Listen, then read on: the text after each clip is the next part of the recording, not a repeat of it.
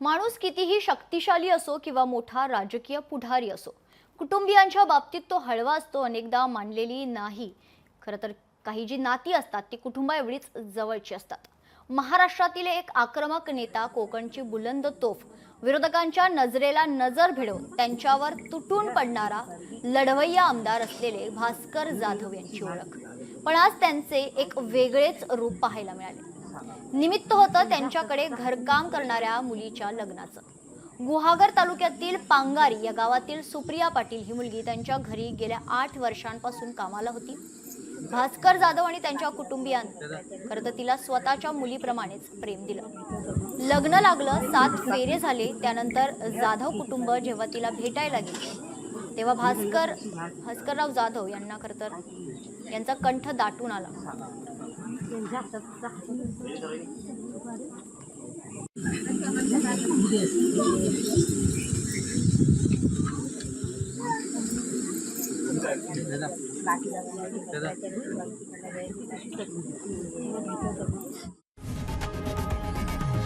लोकशाही मराठी ऐका, पहा, जागरूक रहा।